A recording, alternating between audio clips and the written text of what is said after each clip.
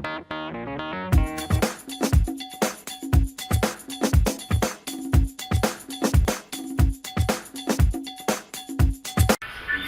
Business Insights edition of the Money and More Show.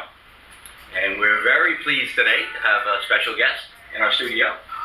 It's Sharon Collins. Sharon is the owner of, owns a partner, Pat, of a kind of a iconic business here in town in Carrboro, Balloons and Tunes. So if you've had a birthday or an occasion in the Chapel Hill, Carrboro area, I wouldn't be surprised if you've seen some of Sharon and Pat's handiwork. Welcome, Sharon. Thank you. Happy to be here. Okay. Let's start off. Why don't you tell us a little bit about the business and how it all came to be? Well, we've been here in Carrboro since 1980. My business partner, Pat Garvalia, and I were looking for a new career. And we decided we didn't want to work for somebody else. We wanted to try something on our own. Neither of us had a business background at all. Both of our backgrounds were in education and counseling. And so we were sort of racking our brain, along with another friend, Pam Sobek. And I read an article about a guy in Boston who was going to start delivering balloons. He'd been selling balloons on the streets of Boston since the 20s. And now his sons, one an attorney, one an ad executive, had decided they should deliver the balloons. So I read this article while I was living in the North Carolina mountains, and I gave Pat a call here in Chapel Hill. I said, this sounds like a great business. Well, it turns out her dad had been in the industrial gases business, so she knew all about helium and balloons and things like that. So we said, let's see how that would be as a business. Having no business background, we went into it completely blind. Goodness. And because there were no businesses like ours, there was no market at the time. So we had to come up with ideas on how to get people to want balloons. So we bought a helium tank, a bag of balloons, an ad in the Village Advocate, and we were in business. Used a spare bedroom in Pam and her husband John's apartment. That was our original office for about 2 months. And people would call us and say, what do you mean you want to deliver balloons? We said, well, they're magic. They float. They're colorful. They're fantastic. They make people smile. And there wasn't much call initially. And, excuse me, so we persevered because we were realistic in that we knew we couldn't make a living initially, starting something from scratch. And when people called and asked about that, we took their name and address. So that was in November of 1980. And when Valentine's Day was coming up in February of 81, we sent out a postcard to everybody who'd ever contacted Balloons and Tunes about anything and described what we were going to do for Valentine's Day. And we had a goal. We wanted to deliver at least 100 bouquets of balloons for Valentine's. We knew if we did 75, we'd be happy. Okay. So when people first saw the bouquets coming out a few days before Valentine's for folks who were going to be out of town, etc., the phone started ringing. And the phone kept ringing. And we were delivering this wonderful big bouquet of balloons, and we had them on these little bean bags that I made with Valentine's lovey type fabrics. Mm-hmm. Well, the phone rang so much, we bought every split pea in the Chapel Hill, Durham area, all this fabric I sewed for about 36 hours straight. Back in those days, you had to inflate the balloons right before you delivered them because they only float 15 to 24 hours. Okay. That was the max time. All right. Well, long story short, we knew about 13 people in Chapel Hill at the time because we were new to the area. And all of them agreed to help us out for our Valentine's. And we wound up doing 250 deliveries for Valentine's that year. It was fabulous. For you, for our younger listeners, this is 1981. Exactly. This is pre-internet. This is absolutely free cell phone. This is, getting the word out. I guess word of mouth and direct mail was old-fashioned. That was the way you did it. Before it was called snail mail. Yes, yes. And the truth is, no email. the main way you got things out was people saw what we did. I was right when I told folks when they called that balloons are magic. They float. They're colorful. They're so fabulous. They bring a smile to almost everyone's face. It's a universal reaction. And to have something delivered to you by someone else who thinks enough of you to make that effort, it's really a great gift. And so that's how we got started. After that, we made enough money that we could rent a space above the Friendly Barbershop right here in Carrboro. Okay, sure. Right on East Main Street. And we rented a little office, and we continued to deliver our balloons, and we had decided that we should sing along with those balloons. I happen to be a singer. Our other business partner, Pam, was also a singer. Pat used to wear a button that says, "I do not sing," although she's not a bad singer. So we would write a little tune with custom lyrics for the occasion, deliver the bouquet of balloons, and we would wear a tuxedo and make it special. And that's how we got started in our business. I was wondering, if I could ask, full disclosure, my family is customers of Balloons and Tunes, and I did ask my wife recently, we had a birthday, a beautiful bouquet of, I think we pick up generally, sometimes it's delivered, for my daughter's birthday, and I asked my wife, I go, which part of, I understand the balloons, that part I get, what are the tunes? So now you tell me, now I get it. That was one of the best parts of the business, the singing. The reactions I've gotten have been incredible. I used to say I'm one of the most photographed people in Carrboro because when you come with a big bouquet of balloons, everybody wants to take your picture. This was, of course, even before videotaping sometimes. Yeah, that's right. But once videotaping came in, it wouldn't be unusual for me to walk by the old show and tell video and see myself on someone was having a videotape put on a CD or whatever. So the tunes was a big part of our business. Of course, after 9/11, security concerns in businesses, schools, hospitals, etc., got to the point where you really couldn't get in anywhere to see somebody to sing to them. Huh. And that really, really changed our business. So who would thought, the horrors of 9/11, who thought it would affect the balloon business? You wouldn't imagine. But in fact, one of the big fun things was, going into a school, singing to a kid, getting all the classmates to participate and pay attention, delivering to folks who were in the hospital if they had a new baby or if they just needed a cheer up or an encouragement song. Those things were no longer possible. Most corporate businesses, they have a security person. And from a business point of view, sure, and you have one customer in that room, and then you're singing to 30, 40, 50, and Right. everybody you walk past. Right. I mean, that's what a marketing It is great. It is great marketing. We always say our best advertisement is us. And when people see you, they pay attention. So we've had to change our business strategies over the years because singing telegrams was no longer a real option. But we had done it for 20 years. And so we had established a fairly good life for ourselves and a good business model. We had opened a retail shop. As I said, we first started in a little office above the Friendly Barbershop. Well, then we added a second office. Yes. I'm familiar with that office building. I even looked at space there, and I have friends that have offices there.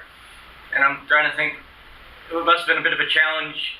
There's a narrow staircase there. How do you get the balloons in and out of that building? That must have been... I weighed a lot less because I walked up and down a lot of stairs back then. But you just make it happen. Yeah. You make it happen. You learn how to deal with things. We had to have a system installed where helium tanks were downstairs and we ran pipes upstairs. And we went from our one little office, then we had 2, then we had 3 of the offices, then we had 4 of the offices.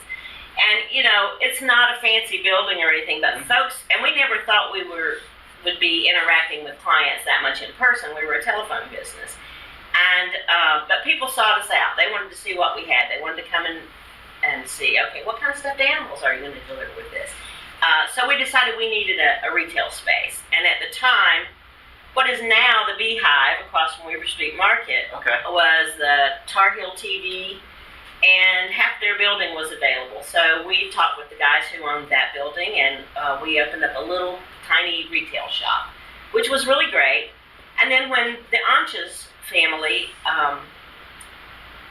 remodeled the buildings at the corner of Weaver and West Main, we had the opportunity to rent a larger space.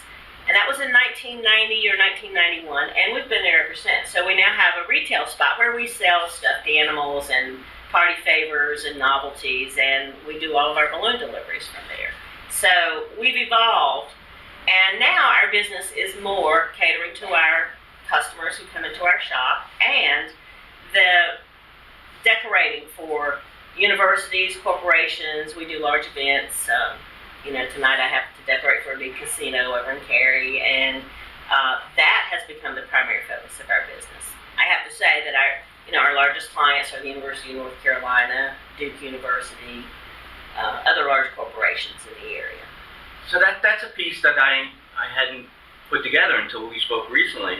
You tell me, I have an event that I got to be delivered at 8 a.m. And I'm thinking, of course, my wife works at UNC and in charge at the business school, and she's in charge of luncheons and events and things. So I know how big catering is in this area. So you need food, but you also need aesthetics. You do. And I'm thinking, now I get it. Well, we think balloons make the party. If you go into a large space, say a gymnasium or a big conference room, not a conference room, but an event space, it's usually fairly neutral. But you bring in some balloons, you transform it into a party immediately. And it can be anything from exciting and colorful and wild to sophisticated and elegant. So depending on color choices and how you decide to do things, we can transform any space. So I'm thinking at the market. So I'm thinking, your business is somewhat analogous to the florist business. It is. So delivering flowers for an occasion, or using flowers to decorate a space. So I'm thinking, how large is the florist business? Every town has 2 or 3 florists almost. So the balloon business, the potential, it's probably $1 billion. You looked at it nationwide, it's probably a $1 billion market. It's a large industry. It's a large industry. There are lots of balloon companies all over the country. I think we were probably one of the first 25 in the country. And people come and go. Balloons are not nearly as expensive as flowers. Perhaps I should phrase that as balloons seem to be more affordable. You're trying to fill up dead space in a room with high ceilings. I love flowers. I think they're great. I love balloons more. I think that they are just exciting and magical, and they last so long today. There were some innovations in the balloon industry back in the mid to late 80s, I guess. They invented a product called High Float, which you may notice from the balloons we did for your daughter's birthday recently. They don't go down in 15 to 24 hours. Some of them are still up there for a week. They float for weeks. And this makes balloons a terrific value for the money that you spend. And they hang around. And at our shop, we offer free refills on Mylar balloons. Mylar balloons are those foil balloons that you see in all kinds of places. And they're refillable, and they're not biodegradable. So we try to keep them out of the landfill by offering our customers free refills. You can bring your birthday balloon back in, have it refilled, and give it to your friend who's having a birthday. Or lots of our clients save them till the next year. They bring them back in, we fill them up again. They use them over and over again. I have some people been bringing in the same balloons for years. Recently, I guess a year or so ago, we had a client who brought in all the balloons we had done for her daughter from the day she was born, because we delivered to the hospital on the date of that birth. And she was graduating from high school. And we took all the old Mylar balloons that the mom brought in, we filled them up, we took them to their house so that when they got back from graduation, their house had everything from It's a Girl to Happy Birthday, Happy 10th, Happy 11th, Happy 12th. Yeah, Bat Mitzvah, you name it. So it's an exciting product that keeps on giving, is the way I think of it too. What a great policy. Yeah, it's good for us, it's good for the landfill. I will mention too, since I mentioned about the Mylar balloons not being biodegradable, our latex balloons are 100% biodegradable. We only buy balloons that are made in the US or Canada, which have no petroleum products. Balloons are made from the sap of a rubber tree, seawater, and vegetable dyes. So they're safe and break down in the environment in about the same amount of time as an oak leaf. We still don't encourage people to release balloons into the environment because we think anything that you add is not necessarily a positive thing. Mm-hmm. But we let clients make their own decisions on that. So so how large is your team at this point? Well, my partner Pat and I both work full time at the business all the time, and then we have 4 employees, and that's usually about the size of staff we have. There are times when there's not a whole lot going on a Wednesday morning or Tuesday morning or whatever. Weekends are, of course, our busiest time. When people say, "Oh, have a great weekend," I'm like, "Yeah, that'll be when I'm working the hardest." So we work when there are events, and so sometimes we might have New Year's Eve. I think we had 10 people working. So you bring in staff. We're fortunate. We've had such great staff over the years. Which leads to my kind of, my typical question is, that most of the business owners I speak with, their biggest challenge, employees are the business to a large extent. Exactly. And today's world, it's just difficult attracting, retaining good people. How would you, what's your strategy or ideas on that? Well, we've been so fortunate over the years. When we first started, it was very interesting to me. When we were doing singing telegrams, we got a lot of students who were in graduate school who might be working on an MBA or a PhD, and their lives were stressed and they were intense, and they might want a break, if they were a singer in particular. So we had a lot of people over the years who came to us to sing for us, and just to give themselves a different part of their lives. And it's been wonderful. Today, it's different. It's a fun thing. It's a fun thing. You're not flipping burgers or waiting tables. No. And we've always tried to pay a fair wage and to treat our folks with respect. But recruiting people is hard for any small business. For us, we're fortunate because people come to us because they know what we do and they think this would be fun. And it is fun. But I also have to always let folks know it's fun, but it takes a lot of work to make things look easy. And you have to be willing to work hard when you're here and have a good time at the same time. So most of the folks that have worked for us over the years have started out perhaps as students and then stick on with us. Like I recently had a fella that, I think I met him when he was starting his sophomore year at Carolina, and he came to work. He helped me unload some balloons for an event he was helping out with his fraternity. And I just mentioned to him, I said, "Look, if you guys are looking for a job," and this fella comes in. So he comes in the next day, and he comes to work part-time while he's a student at Carolina. And he finishes his degree at Carolina. Well, he's been with us for 7 years because he liked what he did. Now, he's currently just works for us on Saturdays because he took a, quote, real job. And I try to remind our staff, this is a real job. It's my real job. and I've been doing it for over 30 years. So we don't really go out and recruit employees. They generally come to us. One of the other things we do in terms of employees is we have, over the years, worked with special populations of folks. We usually have one person with special needs who helps out with tasks at Balloons and Tunes. Particularly, we've had a couple of people with autism that we work with, and those folks usually have a job coach, and then we become a job coach as well. And we work with another program called Second Family Foundation. We just started working with them last year, and they have high school students who need to have employment to learn job skills and to help their families, and they've been an exceptional group to work with. So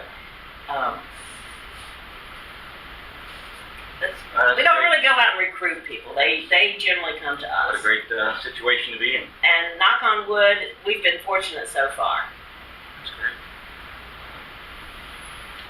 Looking back, what would you say is the best advice that you receive when you, as a non-business person starting up your business?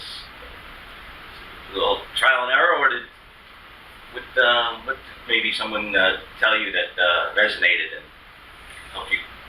Well, a local business owner here said to me when we first started out. Well, first let me just back up and say, when we started above the Friendly Barbershop, and I don't know if folks out there are familiar with the Friendly Barbershop, but Grady Sturdivant was the owner back then, and unfortunately Grady has passed away, but when they found out a balloon business was opening up above the shop, they took bets down in the barbershop of how long we'd last.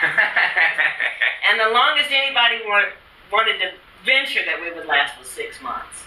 Now that was 36 years ago. So we've proved them wrong, but some of the advice I got then was stay small and prosper. And that seems counterintuitive to corporate takeovers, especially back in the 80s, for those of you old enough to remember, it's grow, grow, grow. And I can appreciate Hostile that. takeovers were the news of the business news of the day. Yeah. Carl Icahn, all those corporate folks, raiders. Yeah. Yes. But the idea of stay small and prosper was one that just really resonated with us.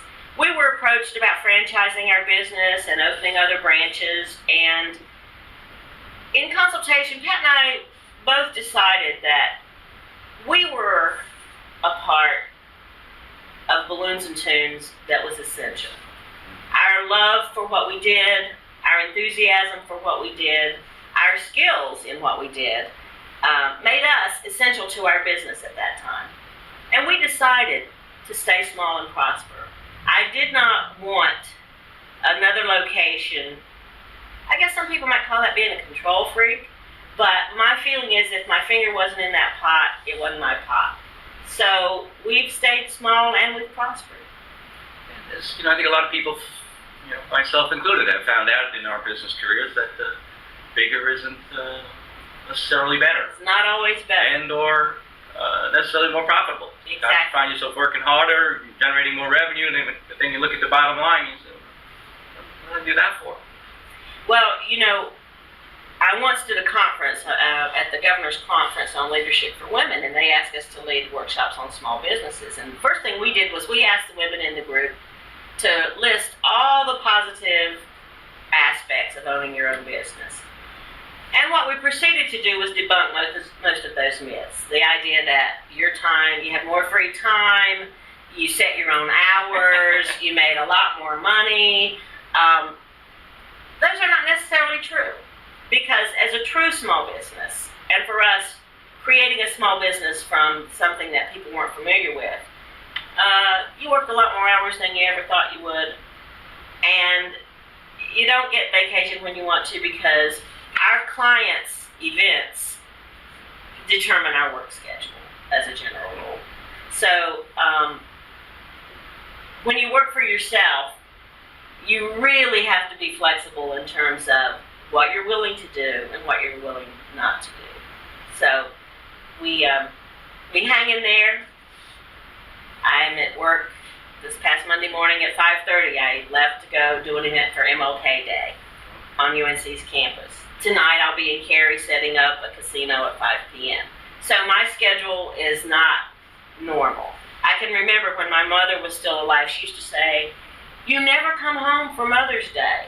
I said, "But Mother's Day is always Carolina's graduation, and it's Mother's Day. It's a busy time for us." Luckily, she was understanding of that, but that's the way our business happens to operate. Well, as we approach the end of our segment here, one last question I have is, what does the future look like for Balloons and Tunes? And or exit strategies? Is there another generation, or what? Well, we hope so, because as I mentioned, being in business for 36 years, I'm no spring chicken. So there's only so much. Well, you started with probably when you were 10. Oh, I wish. Our exit strategy is we hope to find the right folks to take over our business. It's not like buying a hamburger joint or whatever. In our business, the people who take it over have to be committed to their clients. They have to have a sense of fun. They have to have a sense of style. And they have to have some business acumen, because you have to be able to run a business as well as have fun. right person or persons to take over Balloons and Tunes. Carry on. Yes, absolutely. Because we feel like we are an asset in this community. For sure. It's almost an iconic business, and for those of you who aren't familiar with Balloons and Tunes, why don't you tell everybody where you are and how they could get in touch with you, and how they could get a delivery of love and impact and fun for their next event. Well, we're located at 208 West Main Street in Carrboro. We're right across from, I guess the Exxon gas station is the biggest landmark. We're open Tuesdays through Saturdays. We can be reached over the phone at 919-967-3433. Our website is balloonsandtunes, all spelled out.com. And you can email us through that site. I suppose if you get into the e-commerce world, can people complete an order right online? Absolutely not. Okay. I'm not a complete Luddite, but here's the reason why. Okay. Every person's event is unique. And we like to make a recommendation to people that meets their needs for what they want to do visually, as well as their needs financially. So we like to say, you give us a budget, we'll make it a party, and we try to make the recommendation that gives you the most bang for your buck. Personal, old-fashioned, personal Exactly. touch of business. That's what a wonderful thing. And you don't, when you think about balloons, it's not just balloons. We have to make it so that it makes sense for your event. If you don't need balloons to float for a week, we have balloons that float for only 10 hours. So we try to make it work for what your actual situation is. Great stuff. Sharon, thank you so much for visiting with us. Well, it's my pleasure. I appreciate your inviting me. All right. Thank you. This is Don Emmett, Managing Director of Entrust Associates.